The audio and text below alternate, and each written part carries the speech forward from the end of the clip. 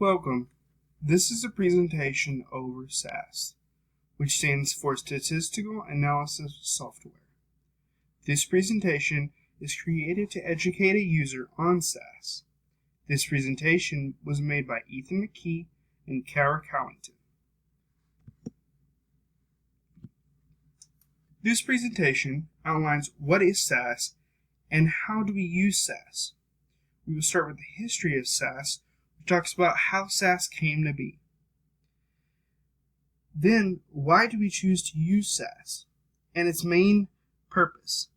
After that, we will instruct you on how to download and run SAS University Edition.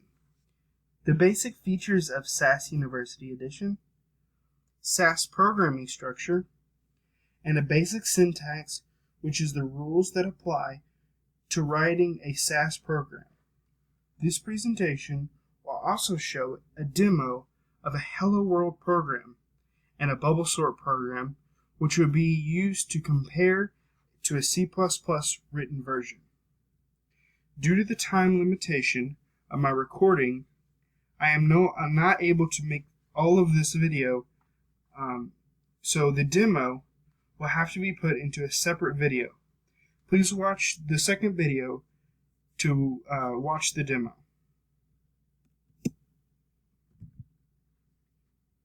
So let's talk about SAS's history. SAS's history spans 51 years in the making. SAS continues to develop and change, starting from the beginning in 1966, when it first started development in North Carolina State University. The university rehired Anthony Barr, also known as Tony or Jimmy Barr, was an American programmer, language designer, and software engineer and inventor. He's the photo on your right. Anthony Barr was brought into North Carolina State University to program his analysis of variance and regression software in order for IBM systems to run. North Carolina State University also asked James Howard Goodnight to help co-lead the project. James Howard Goodnight is an American businessman and software programmer. He is the portrait on your left. These two became project leaders and developed the software statistical routines, which included integrating multiple regressions and analysis of variances. This language was intended originally to analyze agricultural data to improve crop yield and was funded by the National Institute of Health. Shortly after release, though, it lost funding. Goodnight was quoted to say that the National Institute of Health didn't want to fund projects that were irrelevant to medical application. SAS continued to develop, though, at North Carolina State University.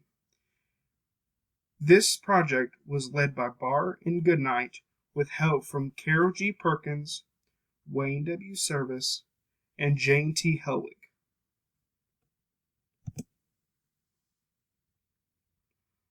The first version released was called SAS 71 after the year it was created, 1971. It was rather limited, only having the data step and the proc step, which I'll explain more later what those are.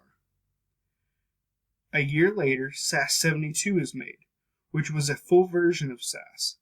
Finally, in 1976, Barr and Goodnight, Perkins and Helwig removed the project for North Carolina State University and incorporated it into what is now known as SAS Institute, Inc., to which the company that distributes and owns SAS different software. So now we'll talk about why SAS. Why would we choose to learn about SAS? Why would we use SAS? Well, there are a couple reasons. SAS handles large data sets extremely well. SAS is an integrated system of software solutions which enables the user to more specifically perform data entry, report writing, graphics design, and even application development. SAS is a procedural language. The language utilizes elements which many programming languages share, such as expression, statements, functions, formats, and informats. The general usage of SAS as a language does not extend itself beyond procedural function calls. However, the SAS component language, or SCL, allows for the object-oriented implementation with further statements of regular language. This makes SAS excel at many various operations, included but not limited to these applications, such as data management, statistical analysis, report formation with perfect graphs, business plans, operation research, project management, quality improvement, application development again, data extraction, data transformation, data updating, and modification. So now we're going to begin by instructing you on how to get SAS. Most SAS software has a subscription fee, but luckily, SAS has created a virtual application for the university use. This is called SAS University Edition and is what we would be learning with. So we start by installing Oracle VirtualBox and downloading SAS University Edition virtual application. This can be found by Googling SAS University Edition and following the quick guide provided. In this tutorial, however, we will go a step further and show you the order in which you need to do things. The links to each website will be provided below and above the comment section, as well as in the thanks and reference sections of these slides. So now we're going to go ahead and check out the Oracle VirtualBox website. This is where you'll need to download the VirtualBox needed to run the SAS virtual app. Whether you download it for Windows, Mac, Linux, or otherwise, this is where you'll need to start by downloading. So go ahead and start downloading that now. And then also, you'll need to get SAS University Edition virtual app.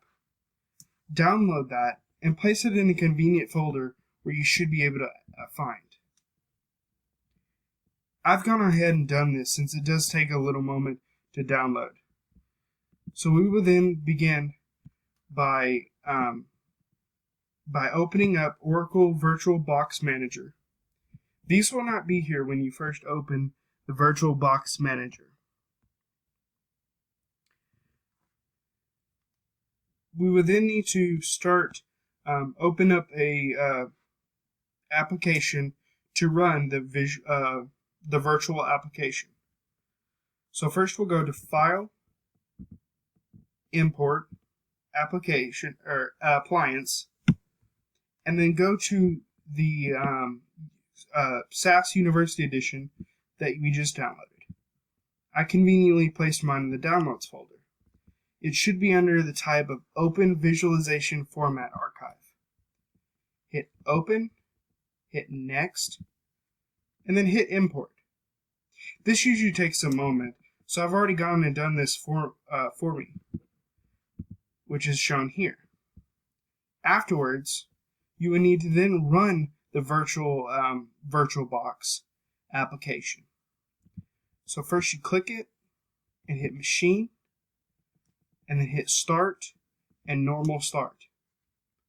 Again, this will take a moment to ready up.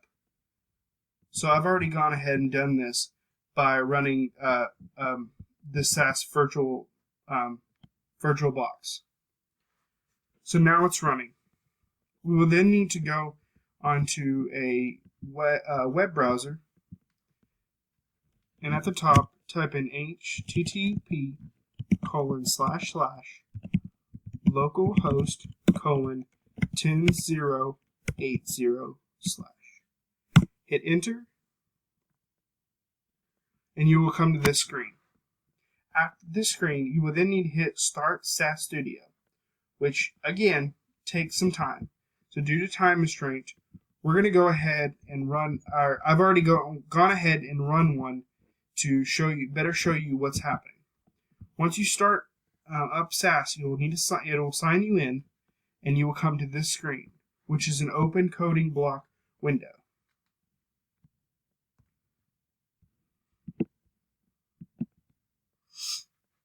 Now we need to talk about some basic features of SAS.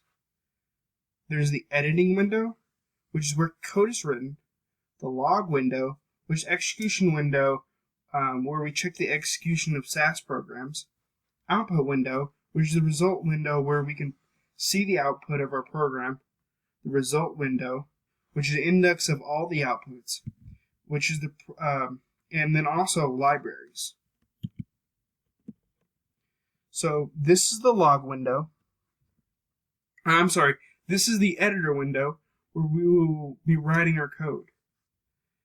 This is the log window, is where we can check the execution of SAS programs and also check for errors. Next is the output window, which is usually shown right here, and is only shown after a proc print statement is used. Next we have the results window, which shows an index of all the outputs given from the program. Programs that we have run in one session of SAS are listed here. Next we have libraries. Libraries are shown right here, which there are two types of. Temporary, also known as work libraries, which are the default libraries given to you by SAS Incorporated, and permanent libraries, which a user can create on his own.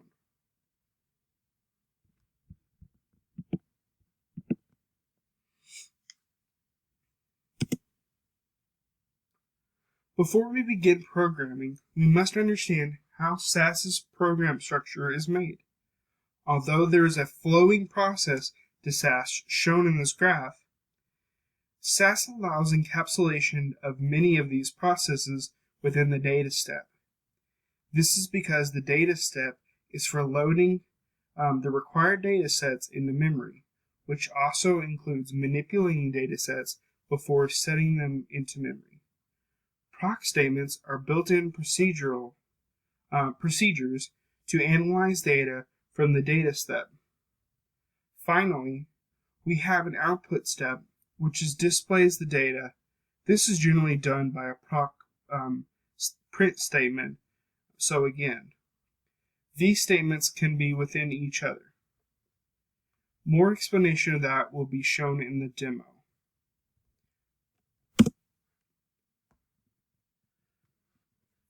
Before we write a SAS statement, we must understand the basic syntax for writing a SAS statement. Each SAS statement can start anywhere and must end with a semicolon. Keywords are not case sensitive, and each segment of a statement must end with a run statement. SAS variables are represented by a column in a dataset, which can be 32 characters long max and cannot include blanks, and follow a very similar syntax as C++ variables and C variables.